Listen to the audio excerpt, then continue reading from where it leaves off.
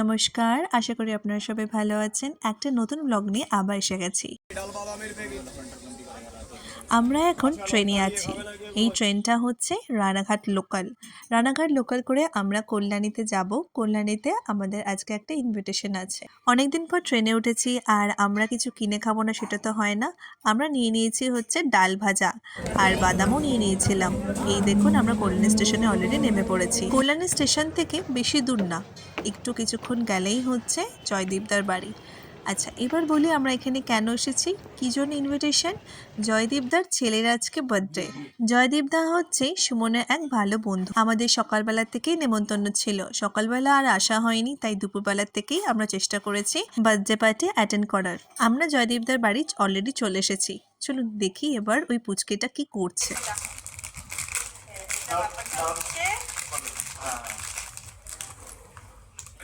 বন্দুক আর এইটা হচ্ছে তোকে করতে হবে, তো হাতে পয়টা।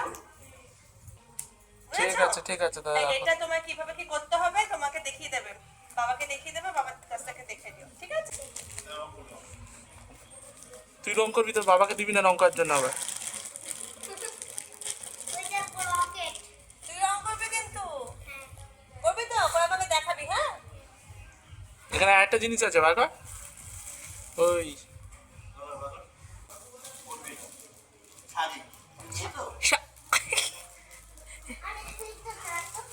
এই রে এই রে রেগে গেছে তো।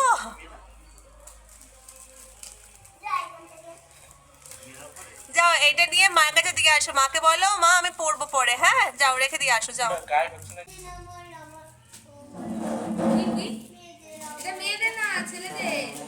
বাবা বলেছে মেয়েদের।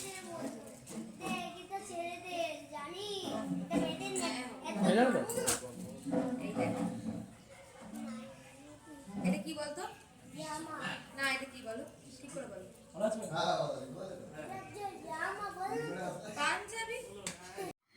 চান্স পেয়ে সৌহার্দ্যর সাথে কয়েকটা ফটোও তুলে নিলাম।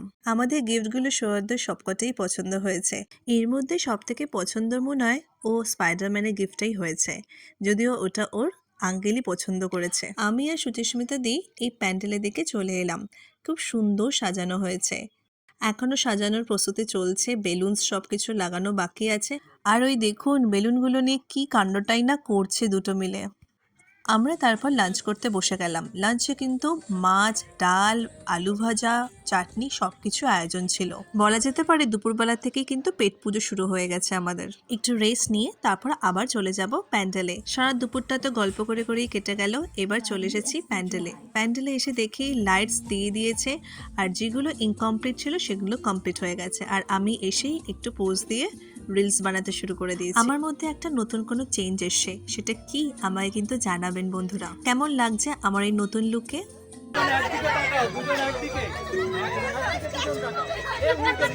অনেক ভিডিও তো তোলা হলো, এবার চলে এসেছে স্টার্টারের দিকে। আজকে স্টার্টারে কিন্তু আছে ফিশ বল, পনির পাসিন্দা, ক্রিসপি চিকেন, গরম গরম মোমো আর ফুচকা, সব মিলিয়ে যেন জমে গেছে। আর বাচ্চাদের সাথে সাথে আমাদের এন্টারটেইন করার জন্য চলে এসেছে চার্লি চ্যাপলিন আর গোপাল ভাঁড়। আর চলে এসেছে এখানে আমাদের বার্থডে বয়, একদম সুন্দর করে রেডি হয়ে। বার্থডে বয়ের সাথে হ্যান্ডশেক করেই আমরা চলে এসেছি একদম ডিনার টেবিলে। ঘড়িতে প্রায় বাজে 8:30, আর আমরা যদি এখন ডিনার না করি তাহলে অনেকটা লেট হয়ে যাবে, আর ফিরতেও হবে তো বাড়িতে। আজকে আমাদের সাথে ডিনার করতে কিন্তু সুমনের কলিগরাও সবাই বসে পড়েছে। ফার্স্টেই চলে এসেছে আমাদের কাছে পমফ্রেট, তন্দুরি ফ্রাই আর স্যালাড, তার সাথে একটা দারুণ চাটনি। তারপরে আমরা নিয়েছিলাম সাদা ভাত আর এখানে ভেটকির পাতুরি। ভেটকির পাতুরিটা কিন্তু অসাধারণ খেতে হয়েছিল। তারপরে চলে এলো আমাদের মাটন, আর এই দেখুন সুমনকে এখানে একবার দেওয়ার পরে আরো দুবার মাটন দিয়ে গেছে। বেচারা মাটন খেতে খেতে ক্লান্ত হয়ে পড়েছে। আর তারপর চলে এলো চাটনি, পাঁপড় আর বেকড রসগোল্লা, আর শেষ পাতে নলেন গুড়ে আইসক্রিম। খেয়ে দিয়ে সবার সাথে ফটো তুলে নিলাম কয়েকটা। তারপরে চলে এলাম মেইন অ্যাট্রাকশনে, সৌহার্দ্যর কেক কাটিং এ। সামনে দুটো কেক দেখে সৌহার্দ্য তো বুঝতেই পারছে না কোনটা কাটবে আর কোনটা আগে সে টেস্ট করবে।